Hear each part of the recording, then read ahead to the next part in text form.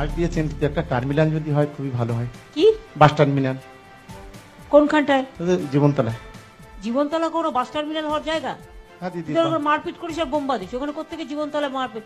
A few moments later.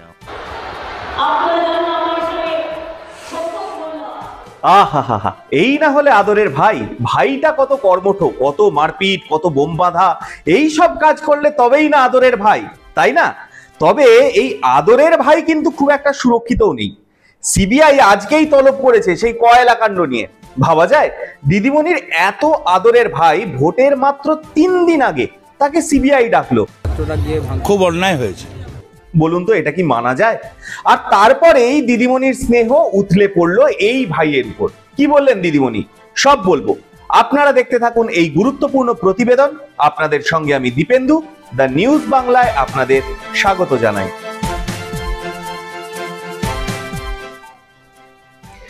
আর ঠিক 3 দিনের মাথায় কলকাতা নির্বাচন, আর এর মধ্যেই শওকত মোল্লাকে তলব করলো সিবিআই।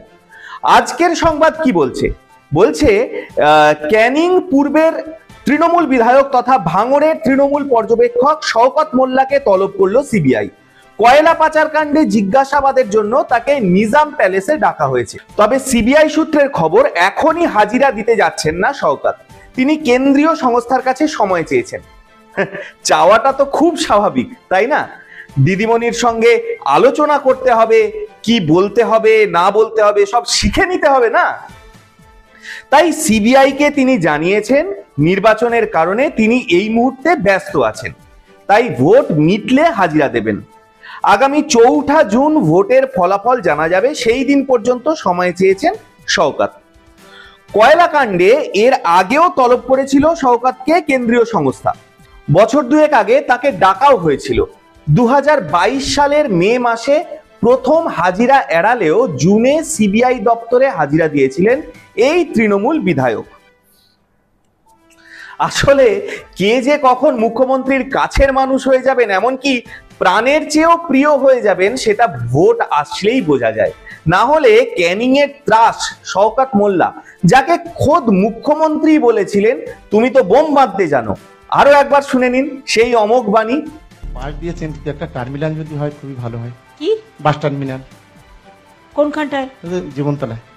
জীবনতলা কোনো বাস টার্মিনাল হওয়ার জায়গা? হ্যাঁ দিদি। মারপিট করিস আর বোম্বা দিস, ওখানে কোত্থেকে জীবনতলায় মারপিট?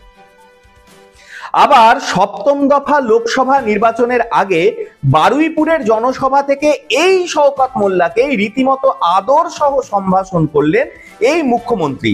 বললেন বেচারা শওকতকে মধ্যরাতে নোটিশ পাঠিয়েছে সিবিআই, বলছে কালকে এসে দেখা করো। জমিদারি নাকি?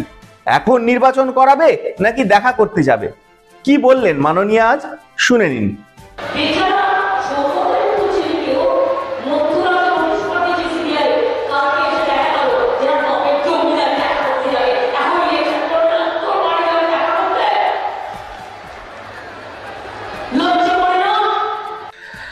আসলে কি বলুন তো, ইতিহাস সাক্ষী আছে, যে যে গুণধর ভাইদের নামেই সিবিআই এর তলব এসেছে তারই পাশে দাঁড়িয়েছেন দিদিমণি, তাই না? আপনারা কি বলেন? আপনাদের গুরুত্বপূর্ণ মতামত জানান দ্য নিউজ বাংলার কমেন্ট সেকশনে। আর দেখতে থাকুন দ্য নিউজ বাংলা। আমরা আবার এই ধরনের কোনো খবর চেপে রাখতে দিই না।